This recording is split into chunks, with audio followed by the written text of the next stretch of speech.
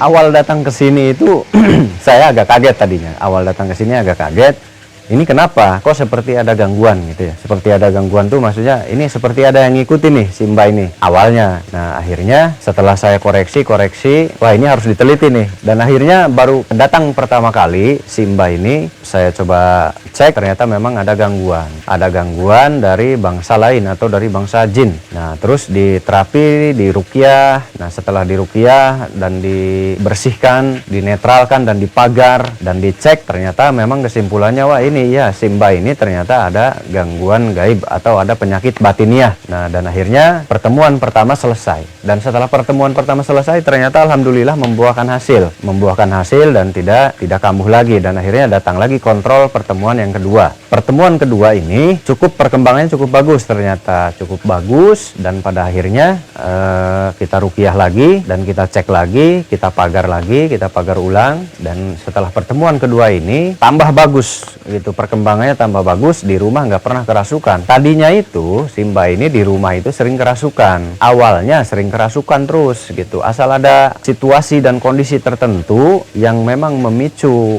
lamunan ya, terlalu kesepian itu sehingga akan menyebabkan bengong. Nah disinilah kesempatan bangsa-bangsa gaib itu masuk merasuki orang. Jadi kalau ada orang-orang yang sering dirasuki, usahakan jaga situasi dan kondisi. Contohnya apa? Jangan dibiarkan dia diam sendiri. Kalau orang yang kerasukan dibiarkan diam sendiri, biasanya dia ada bengong, ada ngelamun. Di saat bengong ngelamun itu akan masuk langsung. Nah ini, dan jaga situasi kondisi lainnya adalah jaga perasaannya. Biasanya kalau ada masalah sedikit saja dengan suaminya atau dengan keluarganya atau dengan siapapun itu, mentalnya itu lemah. Jadi dia langsung terpikirkan dan langsung menjadi beban pikiran yang cukup berat bagi dirinya, sehingga menyebabkan tidak stabilnya emosional dia dan nafsunya tinggi, emosinya, amarahnya tinggi, sehingga si jin ini mudah masuk kepada orang-orang yang amarahnya tinggi. Maka dari itu sabda baginda Nabi, ketika kita emosi, duduklah dan minumlah, baca istighfar. Lebih bagus ambil wudhu, baca Al-Quran dikala emosi. Kenapa? Karena baginda Nabi tahu ketika emosi itu setan mudah masuk dan menguasai. Nah jadi itulah penyebabnya ya. Nah ketika emosi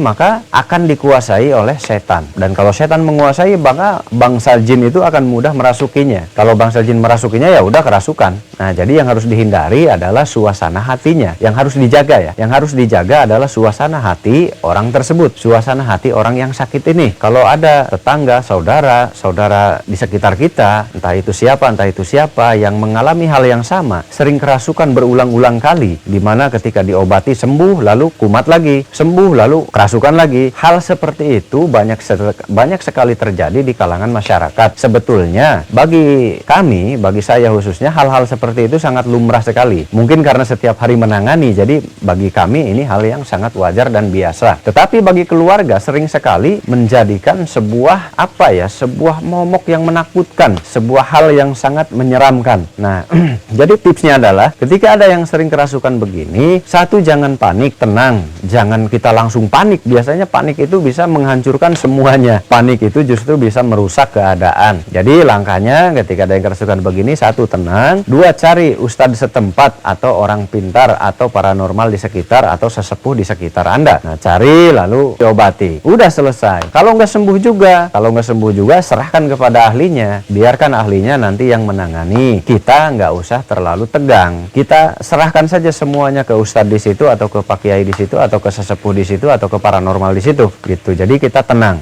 kita serahkan, karena nanti insya Allah mereka mencari cara yang terbaik agar cepat keluar. Jadi terkadang kalau yang kerasukan itu, kalau ditambah keluarga yang tegang, keluarga yang panik, bisa jadi nantinya bukan sembuh yang kerasukan itu, malah nambah lagi yang kerasukan baru. Yang tadinya kerasukan satu malah bisa jadi dua yang kerasukan. Nah, ini problem di masyarakat ini gitu. Kalau ada orang yang kerasukan itu suka panik. Jangan panik, baca istighfar dalam hati, jangan kita ke bawah riweuh, ke bawah gugup ya. Karena nanti dikhawatirkan karena kita panik, pikiran kita kosong, yang ada malah masuk lagi itu jin ke orang yang lainnya. Nanti yang kerasukan satu malah nambah jadi dua, bahkan bisa nambah banyak. Nah, ini biasa terjadi di PT atau di pabrik ya. Kalau ada yang kerasukan satu, biasanya merembet jadi puluhan orang kerasukan. Biasanya di pabrik-pabrik. Kenapa penyebabnya? Penyebabnya adalah ketakutan yang berlebihan, adalah panik. Kalau tidak panik, tidak takut berlebihan, sebetulnya itu bisa dihindari atau bisa dikendalikan. Nah, kebanyakan yang kerasukan masal ini biasanya kaum wanita. Kenapa wanita? Karena wanita itu sifat keibuannya tinggi, sifat perhatiannya tinggi, simpatinya tinggi, sehingga terkonsentrasi dengan sesuatu hal itu lebih cepat dan lebih terpancing, sehingga di situ dia panik. Nah, ketika panik maka jiwanya kosong, pikirannya kosong karena panik, dan akhirnya setan itu jin ini masuklah ke yang lain dan akhirnya merembet dan malah repot. Seharusnya fokus kepada satu orang malah nambah jadi puluhan orang, jadi repot. Nah, jadi begitu tipsnya. Kalau ada yang kerasukan, kita yang ada di sekitar itu tenang dulu. Ini malah ke bawah kerasukan, wah malah riweuh itu. Ini sering terjadi di masyarakat. Jadi caranya adalah kalau ada yang kerasukan di sekitar kita, caranya tipsnya mudah. Kita ambil wudhu, lalu kita tenang, konsentrasi dan baca istighfar dalam hati atau baca ta'ud. A'udzubillahi minasyaitonirrajim. Baca itu terus diulang-ulang dalam hati saja, diulang-ulang dan tenang. Dah, ambil wudhu lalu baca a'udzubillahi minasyaitonirrajim, terus diulang-ulang dalam hati, dan jangan terlalu mendekati orang yang kerasukan tersebut. Masing-masing saja dengan kegiatan kita, dengan aktivitas kita, sehingga nanti tidak berpindah gitu. Karena kerasukan itu juga bisa berpindah, jadi semacam virus. Kerasukan itu sama seperti virus, bisa pindah-pindah tanpa terlihat bangsa jinnya, nggak kelihatan bangsa hodamnya. Siapa tahu si jin itu lagi ngincer ada di samping kita nih gitu. Jadi makanya jangan mendekati, tapi jauhi orang yang kerasukan. Lah, ini kadang-kadang ada yang kerasukan, kita malah mendekat, merapat, nonton, malah kayak tontonan ya, akhirnya bret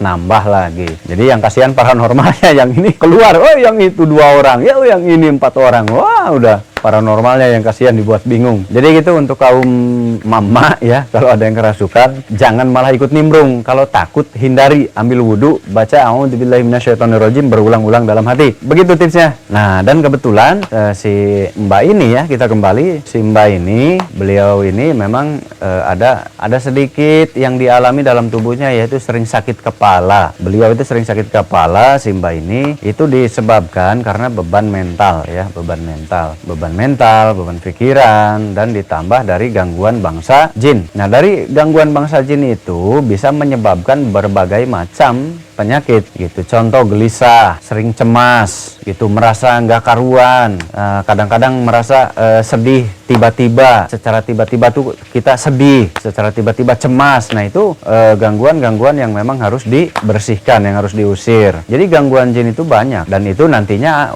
ujung-ujungnya bisa kerasukan ujung-ujungnya. Jadi caranya perbanyak baca Al-Quran di rumah kita, perhangat rumah kita dengan bacaan lantunan ayat-ayat Al-Quran supaya berkah barokah. Jangan dibiarkan rumah kita sunyi dari ayat-ayat Allah, jangan dibiarkan rumah kita tuh suwung, dinginnya dingin, bukan dingin sejuk, malah dinginnya angker. Nah ini jangan dibiarkan, baca ayat-ayat Allah supaya berkah barokah rumah kita. Itu caranya. Jadi jangan dibiarkan bangsa jin menguasai tubuh kita. Caranya ya seperti tadi, selalu ingat kepada Allah, tingkatkan keimanan kita kepada Allah. Nah kenapa? Karena dengan itu kita bisa menghindarinya. Nah kok banyak ini orang sering sholat, sering ngaji, tapi kok kerasukan? Nah maka dari itu dipertebal keimanannya gitu, dipertebal keyakinannya gitu. Kalau yang sholat sih umumnya memang sholat, umumnya memang baca Al-Quran, tetapi kadang-kadang setelah itu orang ini terkontaminasi lagi dengan virus-virus duniawi gitu kan. Banyak yang begitu kan, keluar dari pengajian berbuat dosa lagi, keluar dari pengajian ngomongin orang lagi, keluar dari pengajian makan uang yang nggak bener lagi. Itu kan banyak, jadi kotor lagi. Jadi setelah kita melaksanakan ibadah, usahakan jaga semuanya dijaga, mulut dijaga, berkata dijaga, sikap dijaga, apa yang kita makan dijaga. Khususnya hati-hati jaga mulut kita dalam berbahasa, karena itu bisa melindungi kita dari orang-orang yang iri dengki, orang-orang yang suka membuat keonaran melalui santet, tenung, sihir dan lain-lain. Nah orang-orang seperti itu biasanya kalau tersinggung mereka akan berbuat nekat mengirim santet, tenung, sihir, dan itu juga bisa menyebabkan kerasukan begitu ya. Kalau memang tenun santetnya yang dikirimnya bangsa jin, bangsa halus untuk merusak, biasanya bisa kerasukan. Nah akhirnya Simba ini dicek lagi tadi yang ketiga, alhamdulillah perkembangannya sudah bagus, insya Allah sudah membaik ya, alhamdulillah. Tadi ada sedikit respon tapi tidak seperti yang pertama meronta-ronta. Kalau yang tadi itu sudah sangat wajar, dan itu hanya efek-efek kejut saja ya, dan bagus hasilnya. Nah jadi butuh beberapa terapi. Kalau ada orang kerasukan tuh diobati nggak bisa sekali langsung sembuh. Ini pemahaman kita kadang-kadang dikiranya mengobati orang kerasukan tuh sekali sembuh. Ya enggak, nanti kadang kumat lagi.